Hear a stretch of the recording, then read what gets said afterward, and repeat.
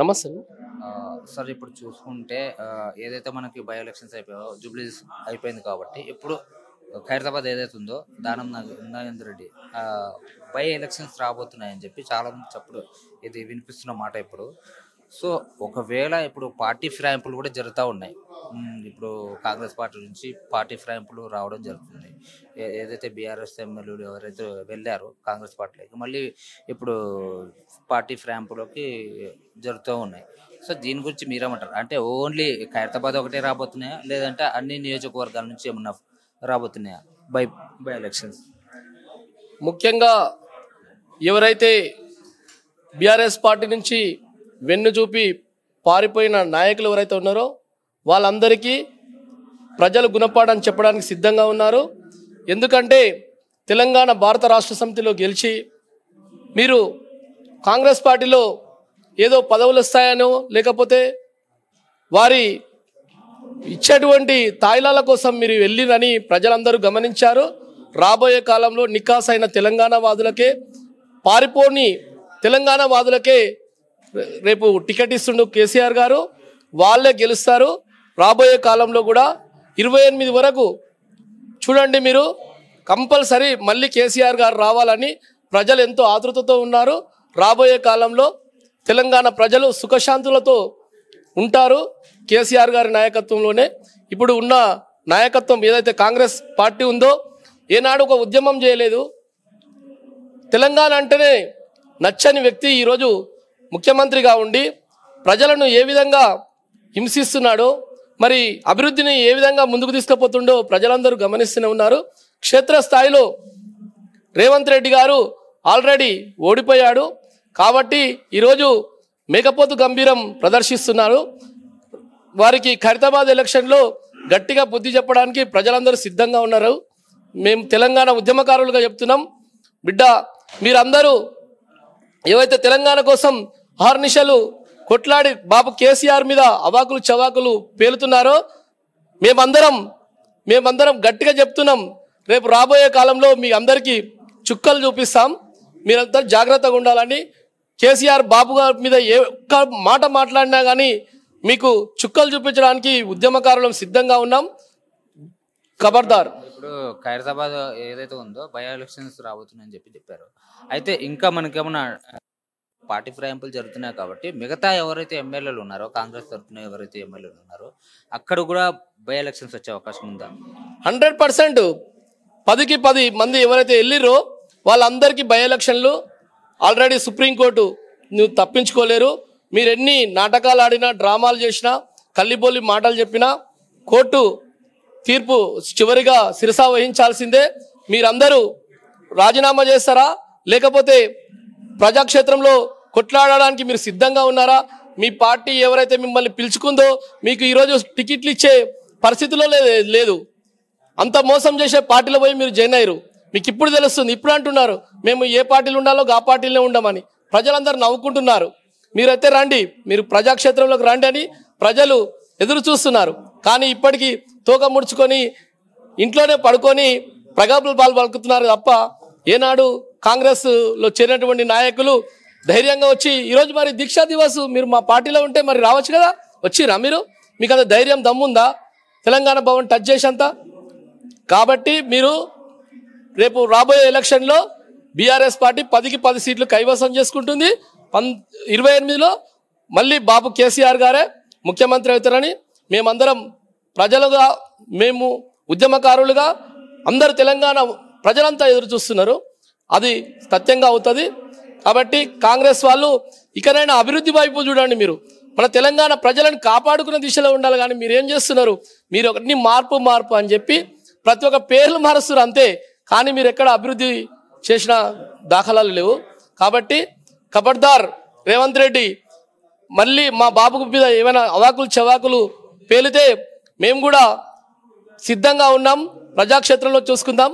దమ్ముంటే ఖైరతాబాద్ ఎలక్షన్లో రా చూసుకుందాం.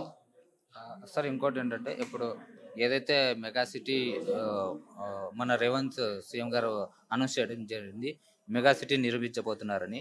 అందులో ఏంటంటే 27 మున్సిపాలిటీలు అలాగే మళ్ళీ నగరపాలక సంస్థ కొన్ని సంఘాలను కలపడం జరుగుతుంది. సో దీన్ని ఎలా చూస్తుంది? ఉట్టికి ఎగరలేనుడు అంట ఆకాశానికి ఎగిరిండంట. ఉన్న జిహెచ్ఎంసీనే సరిగ్గా నడపలేని నీవు దద్దమ్మవు, నీకు అడ్మినిస్ట్రేషన్ తెలియదు. ఉన్నదాన్ని చక్కగా నడిపించలేక ట్రాఫిక్ జాములు అయిపోయి రోడ్లు గుంతలు పడి రోడ్లు మొత్తం ఖరాబ్ అయిపోయి డ్రైనేజీలు నిండి ఎక్కడ వ్యవస్థ అక్కడ జిహెచ్ఎంసీ మొత్తం పడి ఉంటే దాన్ని చూసే దిక్కు లేదు. కానీ ఈయన ఆకాశానికి ఎగురుతా అంటున్నాడు. అదంతా ఉట్టి మాట, కల్లిబొల్లి మాటలు. ఏంటంటే రేపు జిహెచ్ఎంసీ ఎలక్షన్స్ వస్తున్నాయి కాబట్టి ఏదో చెప్పుకోవడానికే కానీ ఆయన ఏది మాత్రం చేసింది ఇప్పటి వరకు 1% కూడా ఆయన 2 సంవత్సరాలలో ఏ ఒక కొత్త ప్రాజెక్టు కానీ ఏ ఒక కొత్త ఇన్నోవేషన్ కానీ చేసింది ఏమీ లేదు. గుండుసున్ననే కాంగ్రెస్ అంటేనే కావు కిలా అన్నట్టు వాళ్ళు తినడానికి భక్షించడానికే పార్టీ ఈ అధికారంలోకి తీసుకొని వచ్చి వాళ్ళు ప్రజలను మోసం చేసి 6 గ్యారంటీలు కూడా ఖతం చేసిరు. ఇప్పుడు జిహెచ్ఎంసీ ఎలక్షన్లు ఉన్నాయి కాబట్టి వాళ్ళు ఏదో పడుతున్నారు. రేపు రాబోయే స్థానిక ఎలక్షన్లో ఆల్రెడీ సర్పంచులందరూ ఏకగ్రీవంగా బీఆర్ఎస్ పార్టీ నుంచి ఎన్నికవుతారు. ఇవాళ లాస్ట్ డేట్ ఉండే ఆల్రెడీ బీఆర్ఎస్ పార్టీ నుంచి చాలా వరకు ఏకగ్రీవంగా సర్పంచులు ఎన్నిక అవుతున్నారు తండోపతండాలుగా. అది చూసి ఇప్పటికీ బుద్ధి తెచ్చుకోవాలని నేను కాంగ్రెస్ వారికి హెచ్చరిస్తున్నాను. ప్రస్తుతం మనతో పాటు ఉన్నారు మన్నే గోవర్ధన్ రెడ్డి, ఖైరతాబాద్ కాన్స్టిట్యున్సీ ఇన్ఛార్జ్. సార్తో మాట్లాడదాం. సార్ నమస్తే. నమస్తే అండి. సార్ ప్రస్తుతం అయితే ఒకటే చర్చ ఏంటంటే మన జూబ్లీస్ ఏదైతే బై ఎలక్షన్స్ జరిగాయో తర్వాత మళ్ళీ బై ఎలక్షన్స్ రాబోతున్నాయని చెప్పి చాలా మంది చెప్తున్నారు. అయితే ఇక్కడ ఏంటంటే ఎవరైతే నాగేంద్ర ఉన్నారో దానం నాగేంద్ర ఆయనపై కొన్ని విమర్శలు రావడము, దీన్ని ఎలా చూడొచ్చు? మీరు చెప్పింది 100% కరెక్టు.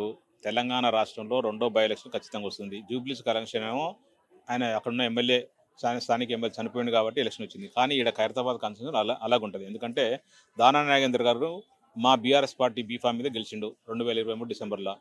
ఇమీడియట్లీ 4 నెలలు కాకముందుకే వేరే పార్టీ మారింది. కాంగ్రెస్ పార్టీకి అధికారం వచ్చింది. కాంగ్రెస్ పార్టీకి అధికారం వచ్చింది. అధికార పార్టీలో పోయిన తర్వాత అక్కడ కాంగ్రెస్ పార్టీ బీఫామ్ మీద ఎంపీకి పోటీ చేసింది. సికింద్రా ఎంపీకి పోటీ చేసింది. సో టెక్నికల్ దొరికింది కాబట్టి 100% డిస్క్వాలిఫై అవుతారు. లేకపోతే రాజీనామా చేయాల్సిన పరిస్థితి. రెండింటిలో ఏదో ఒకటి జరుగుతుంది కాబట్టి కంపల్సరీ బై ఎలక్షన్ వస్తుంది. ఈ బై ఎలక్షన్లో దానం నాగేంద్ర గారిని ప్రజలు నమ్మే పరిస్థితి లేదు ఖైరతాబాద్ కాన్స్టిట్యున్సీలో. ఎందుకంటే ఆయన ఏ పార్టీ అధికారం ఉంటే ఆ పార్టీకి పోతుంటాడు కాబట్టి ఆ పార్టీ ఖైరతాబాద్ కాన్స్టిట్యున్సీలో ఆయన మీద ఫుల్ కోపంగా ఉన్నారు కాబట్టి యావత్ తెలంగాణ రాష్ట్రం మొత్తం ఆయన మీద ఫుల్ కోపం ఉన్నారు. ఎందుకంటే ఇప్పుడు ఇది ఒకటి ఫస్ట్ టైమే కాదు. గతంలో 2004లో టీడీపీ పోయిండు, కాంగ్రెస్ నుంచి టీడీపీ పోయిండు, టీడీపీ నుంచి మళ్ళీ కాంగ్రెస్కి వచ్చిన అధికారం కాంగ్రెస్ పార్టీ రాగానే మళ్ళీ తర్వాత 2018లో కాంగ్రెస్ నుంచి బీఆర్ఎస్ పార్టీకి వచ్చిండు. 18లో మళ్ళీ 23లో మా పార్టీ ఓడిపోగానే మళ్ళీ బీఆర్ఎస్ నుంచి కాంగ్రెస్ పోయిండు. అంటే ఎక్కడ అధికారం ఉంటే అక్కడ పోతుంటాడు. అవకాశవాది ఎవరంటే దానం నాగేంద్ర పెద్ద బ్రాండ్ అని చెప్తుంటారు కదా, అది బ్రాండ్ కాదు, అవకాశవాదం నాగేంద్ర. ఆయన ఎక్కడ అధికారం ఉంటే అక్కడ అధికారం ఎందుకు కావాలంటే కబ్జాలు పెట్టడానికి, సెటిల్మెంట్ చేయడానికి మాత్రమే ఆయనకు అధికారం అడ్డం పెట్టుకోవాలి. కాన్స్టిట్యూన్స్ డెవలప్మెంట్ గురించో కాన్స్టిట్యూన్స్ ప్రజల గురించో కానే కాదు. ఆయన చెప్పే అన్నీ వేరే ఉంటాయి, చేసేదన్నీ వేరే ఉంటాయి. ఆయన ప్రజల పేరు గొప్పలు చెప్పుకొని పోతాడు. కానీ చేసేదన్నీ సెటిల్మెంట్లు, కోట్ల రూపాయలు సంపాదించుకోవడం, ప్రజల్ని చీడపురులా చూడడం, ప్రజల వారి ఇంటికి వస్తే ఎందుకు వచ్చారు అని చెప్పేసి తిట్టడం. ఎలక్షన్ అని మాత్రం 2 నెలలు 3 నెలల ముందు వస్తాడు, కథలు చెప్తాడు, గెలిచిన తర్వాత ఇమీడియట్లీ గాయబ్ అవుతాడు, అడ్రస్లు ఎప్పుడో పోతాడు. ఈ దాదాపు ఇది 3వసారి ఖైరతాబాద్ కాన్స్టిట్యున్సీలో ఎమ్మెల్యేగా ఉండి, ఈ గతంలో 2009 నుంచి 2014 ఎమ్మెల్యేగా ఉండు, ఏమి మంత్రిగా ఉండు, ఏం చేసింది లేదు. ఖైరతాబాద్ కాన్స్టిట్యున్సీకి చిన్న పని కూడా చేయలేదు. కాన్స్టిట్యున్సీ ప్రజల్ని విస్మరించిండు, కాంగ్రెస్ ప్రజల్ని కొంచెం తిట్టిండు కూడా. 2018లో మాతానికి వచ్చిండు, మాకు గెలిచిండు, మళ్ళీ అదే సెటిల్మెంటు. 2023లో కూడా అదే సెటిల్మెంటు. మళ్ళీ మా పార్టీ మారిండు, ఇప్పుడు సెటిల్మెంట్ కొరకు మాత్రం కాంగ్రెస్ పార్టీకి పోయిండు. అంతే తప్ప ఖచ్చితంగా ఖైరతాబాద్ కాన్స్టిట్యున్సీలో ఆయన బుద్ధి చెప్పడం రెడీ ఉన్నారు. యావత్ తెలంగాణ రాష్ట్రం నుంచి నలుమూల నుంచి వస్తారు ఆయన ఓడగొట్టడానికి. ఎందుకంటే ఆయన మీద అంత కోపం ఉంటుంది. ఎందుకంటే ఏ రోజు కూడా జై తెలంగాణ అనలేదు. తెలంగాణ విద్యార్థులను కొట్టిండు, తెలంగాణ బీసీలను కొట్టిండు, తెలంగాణ అడ్వకేట్లను కొట్టిండు. అసలు ఆయన తెలంగాణ అంటేనే అసహించుకునే వ్యక్తి. అట్లాంటి వ్యక్తికి ఖచ్చితంగా ఓడగొట్టడం రెడీ ఉన్నారు. కాంగ్రెస్ ఖైరతాబాద్ కాన్స్టిట్యున్సీ ప్రజలు రెడీ ఉన్నారు ఆయన ఓడగొట్టడానికి. సార్ మీరు చెప్పండి, గతం ఇప్పుడు చూసుకుంటే ఏదైతే ఇప్పుడు ఖైరతాబాద్ అన్నారో, సో అలాగే కొంతమంది మీ పార్టీ నుంచి కాంగ్రెస్ పార్టీలోకి వెళ్ళడం జరిగింది. అయితే ఇప్పుడు పార్టీ ఫిరాయింపు కొరకు వాళ్ళు వెయిట్ చేస్తూ ఉన్నారు. సో ఈ రకంగా చూసుకుంటే అక్కడ ఏమన్నా బై ఎలక్షన్స్ వచ్చే అవకాశం ఉందా ఇంకా వేరే చోట కూడా? ఇప్పుడు 10 మంది మారిర్రు, 10 మంది ఖచ్చితంగా ఒరిజినల్గా అయితే ఖచ్చితంగా 10 మందికి 10 ఎలక్షన్ రావాలి. కాకపోతే కొంతమంది ఎమ్మెల్యేలు భయపడి మా బీఆర్ఎస్ పార్టీ నుంచి ఏదైతే కాంగ్రెస్ పార్టీకి పోయిన 10 మంది ఎమ్మెల్యేలు ఉన్నారో వాళ్ళు మరియు రాజీనామా చేసి పోటీ చేయడానికి సంసిద్ధులు లేరు. ఎందుకంటే ఖచ్చితంగా గొడగొడతారని. ఏదైతే మా బీఆర్ఎస్ పార్టీ కేసీఆర్ని చూసి ఓట్లేసిరో ఇప్పుడు కేసీఆర్ని ఇబ్బంది పెట్టేసి కేసీఆర్ని మోసం చేసి కాంగ్రెస్ పార్టీకి పోయారు కాబట్టి ప్రజలందరూ నన్ను ఓడగొట్టడానికి సిద్ధంగా ఉన్నారు. అందుకే భయపడి మేము పార్టీ మారలేదు, కాంగ్రెస్ పార్టీకి మారలేదు, బీఆర్ఎస్ పార్టీలో ఉన్నాం, బీఆర్ఎస్ పార్టీలు మమ్మల్ని విలువట్లేదు అని చెప్పేసి సిగ్గు మాటలు మాట్లాడుతారు, సిగ్గులేని మాటలు మాట్లాడుతారు. ప్రజలు గమనిస్తారు. ఖచ్చితంగా మీరు మారని తెలుసు, 3 రంగుల కండ వేసుకోవడం తెలుసు, అన్నీ తెలుసు. అయినా కూడా టెక్నికల్గా ఎంత మీ ఎవిడెన్స్ చూపించినా కూడా టెక్నికల్గా తప్పించుకుందాం ప్రయత్నం చేస్తారు. 8 మంది. ఇంకొక స్టేషన్ కనుపూర్ అయినా ఆల్రెడీ వాళ్ళ కూతురు ఒక విట్నెస్ పెట్టిండు, ఆయన ప్రచారం కూడా చేసిండు కాబట్టి ఆయన ఎవిడెన్స్ ఉంది. ఖచ్చితంగా 8 కొంత లేట్ కావచ్చు, కానీ ఆ 8 కూడా వస్తాయి.